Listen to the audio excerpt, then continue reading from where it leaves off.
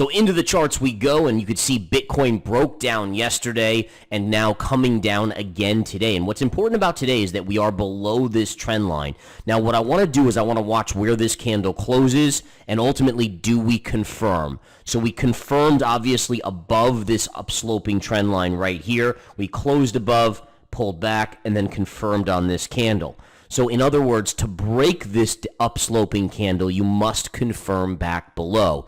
If you confirm back below, that's where the floodgates can open on the sell side. So let's watch very closely. But I would just like to point this out, folks. So many people out there probably telling you all, you guys hearing it on social media, Bitcoin's going to rip higher, the lows are in, this and that. And then here we are. The doji told us right there, the inability for Bitcoin to close above my master level at 30,500.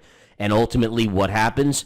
Bitcoin now pulling back, now down to just fractionally above 28,000. So let's talk about where it could go. Let's say it does confirm below this upsloping trend line. The next major level is going to be your $25,000 level. All right, 25,000 would be your next level. If we get through that on the downside, we have this upward sloping trend line. That would be around 21,700 to 22,000. So those are your next two levels. In fact, I'm going to add this one in just so we have it on our radar, since that's your next major level. Now, do you have a little bit of a level right in here? Yeah, absolutely. If we remember when we were chopping up and down in this range, that 26,700 level was a little bit of a level. But again, I would stress that to me, this is more minor, not major. This is major, this is major, this is major. And obviously down here would be major as well. This is the all-time, well, not the all-time, but the cycle low so far on Bitcoin. So again, this is where we are, folks. Markets, again, we're seeing risk assets pretty choppy.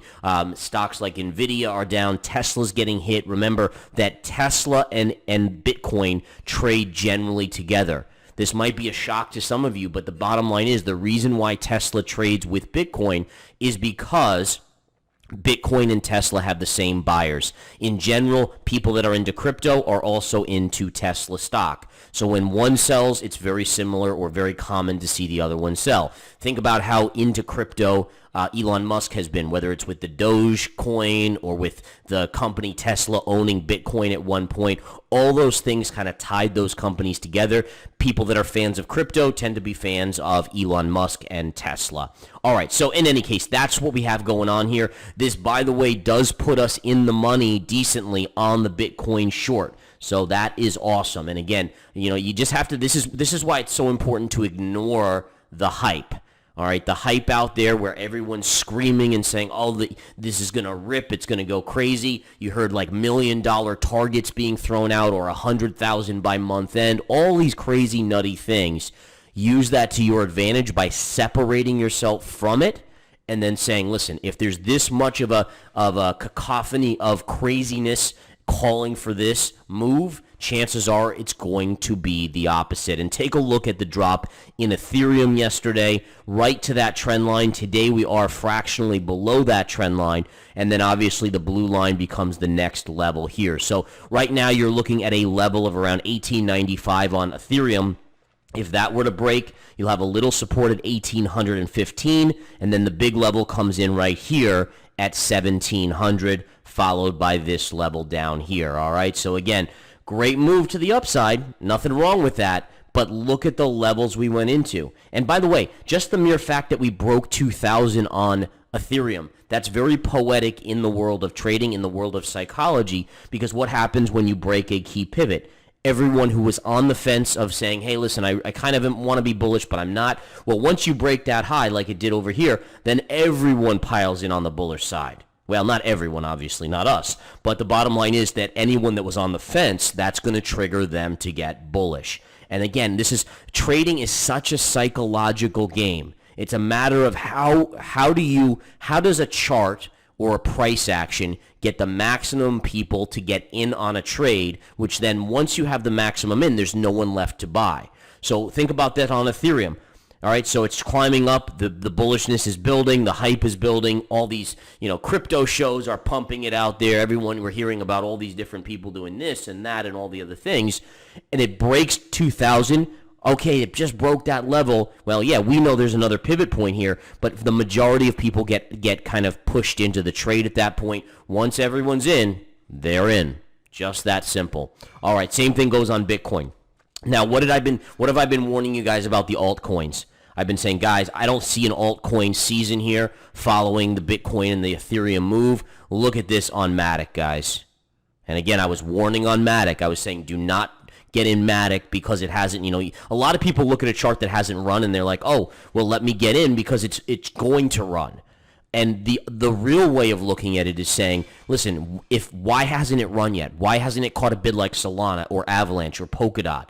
And the answer is that's not a good sign, right? I mean, that's definitely something's wrong here. So what happens when all those other things dump? Well, this one dumps extra and makes short-term lows. Now, we did come into support on Matic here today at 104, but again, not a pretty situation there. Let's take a look at Cardano. Now, Cardano was one that did make a move, but look at this, guys. Again, rolling over, coming down even below this trend line now, and that is, again, a nasty rollover. Now, the beautiful thing about this is for those of you that are with me, where you're following charts, you don't get crazed by the hype. You don't get swayed by the nonsense out there.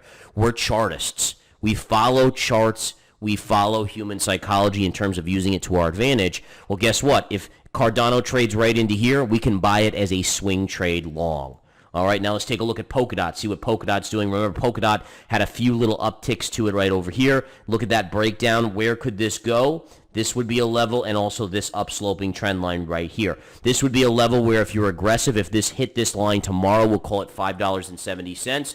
That would be an opportunity to play it there. All right, so again, just something to keep in mind on that front. All right. So that's what we have in store here on the Polkadot chart. And again, we'll go through a few more charts out there. Let's definitely look at Solana. And again, Solana didn't even quite get up to that resistance there. Rolled over, but you do have a lot of support right here at around 20. We'll call it 20 and a half, give or take, 20, 65, 75, 55, 50, whatever it is, right in this vicinity here. That's going to be your next support level. It's even at the downsloping blue line here, this upsloping. There's multiple pivots, this one here. This is going to be a level. So if you hit, let's say, 2050, we could probably take it for a quick long on crypto on Solana. I will keep that on my radar, guys. I'm not opposed, and this is the beauty of it. Just because overall I don't necessarily believe that the cycle bear market lows are in, that we're all of a sudden in a bull market, that doesn't mean that we can't go long on individual crypto trades when the charts tell us to. And that's exactly what I'm going to be keeping an eye out for. Avalanche, where are we looking to buy Avalanche? I would love to get in right around here, around 1730, 1725, somewhere in this vicinity right here. You do have this upsloping trend line, which you're actually kissing today. But again, I think you only have a 2-bar move. It's not a big enough move. I don't feel comfortable enough. I want to see it get one more flush. If it doesn't get that flush, do I care? Nope. Couldn't care less, folks. I could not care less in that scenario. And that's important, right? People, they get so riled up and are so emotional, they can't handle missing a trade. Pro traders and investors, they have their level, they have their discipline. If it doesn't get there, who the heck cares? You know why? Because there's always another trade around the corner. All right. So again, I'm not going to get into a lot of other ones today. I'm going to keep it a little bit shorter. I'll have all the weekend to do videos and Friday, tomorrow, and so forth. But bottom line is, you guys, beautiful sell on Bitcoin, beautiful sell on Ethereum, beautiful sell in the crypto markets. And again, now we're starting to move away from this. And just think about this 30,000 level. I predicted this, 30,500. They had to pierce 30,000 because you get max bullishness by piercing the 30,000 level.